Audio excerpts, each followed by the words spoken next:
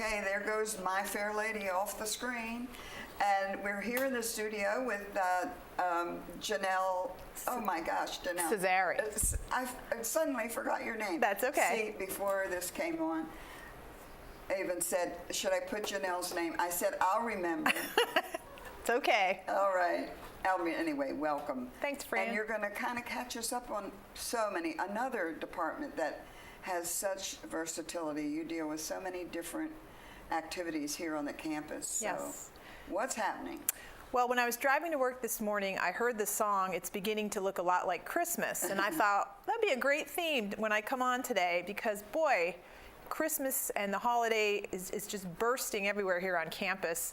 First of all, as I walk in every day, I love to see John St. Louis and Dave doing their decorating outside. It's starting to look very festive. Yes. And then I walked into Village Square lobby this morning, and the beautiful Holiday Village train display is up.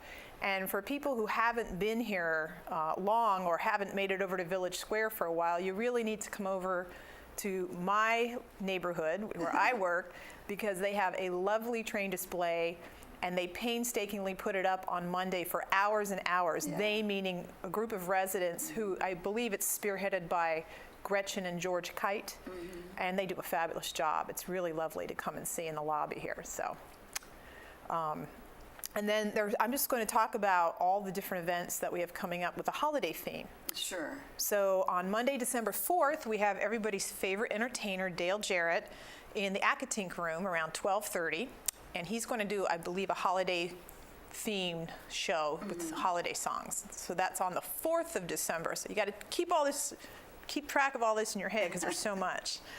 And then another favorite around here is the annual Holiday Bazaar. And I know you were interested in that, Fran, right? Well, I was interested because I always find this and that little Christmas present to take and give. So I think it's really an important event that we have. Some people are saying they wish it were a little earlier. Yeah. Because some people have already bought some things. But well, the bazaar, I've learned to wait. Yes. And I mean, I think it's just so nice. And you have both outside vendors and residents who come with their wares, their craft. It's a lot of craft type things. Yeah, I know I spent way too much money last year. It was the first time I had been here, and so I'm going to be a little bit more self-controlled this year. But Anita Garfo is the lead on that in Community Resources. So if anyone has any specific questions, or especially if you are a vendor or a resident who is in the bazaar and selling things, you want to ask Anita.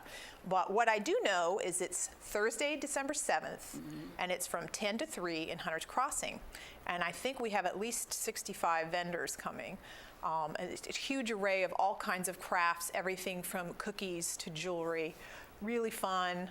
And I know that they encourage you to bring cash. Don't always assume, some people don't have credit card machines and things. So. Yeah, some of the vendors don't have credit cards. Yes, yeah. And you are right, it is residents selling their wares as well as outside vendors. Yeah. Yeah. So that is the 7th of December. Well, the bank is right upstairs. You could always go and get money out of the ATM machine. That is true. That is true. Okay, so what else? Gee, I know that the Goldricks are coming on later to talk about the Christmas dance. Right. So I'll let them talk about that. Sure. I don't want to steal their thunder. And also on the 9th, this whole week, almost every day, there's something going on in the first week or two of December. On the 9th, the choristers are going to have their sing-along concert, and that is in the chapel at 2 p.m.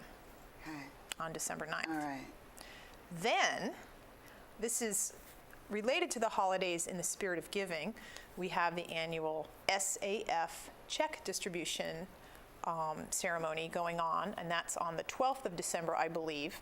Anita has been working with Nancy Weimer, who's the Resident Life Committee Chair, and they are working on that program. So what I do know... For anybody that doesn't know what SAF stands for, it's Staff Appreciation Fund. Yes. Yeah.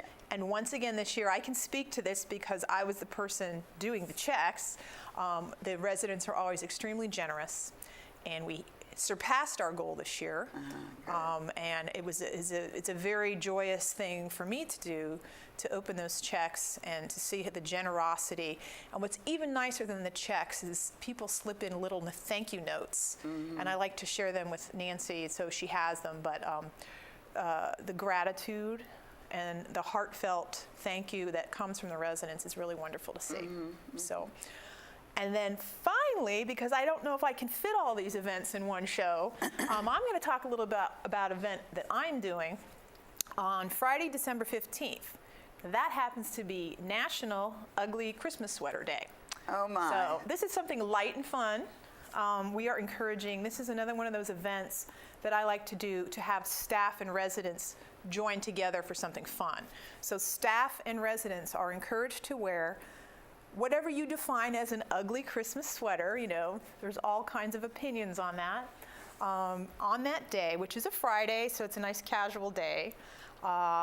So this is a national day, and here at Green Spring, what we're going to do is everybody can wear their sweater all day, but we wanted to make it a competition, of course, make it more fun. So if you go to the Village Square, the Town Center, or the Hunters Crossing lobby, between 11 a.m. and 1 p.m. on that Friday, community resources people will take your picture and you will be entered into our contest.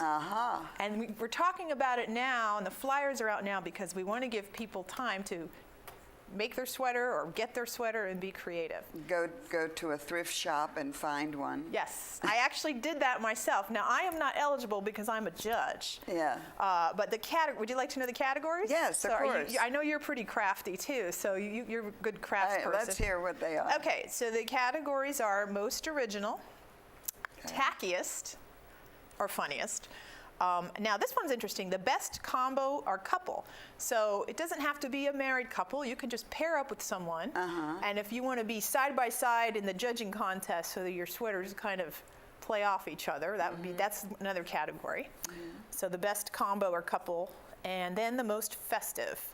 And we will take the pictures and announce them the week of December 18th, the following week, and hopefully have some fun pictures to put on the bulletin boards for everyone to enjoy.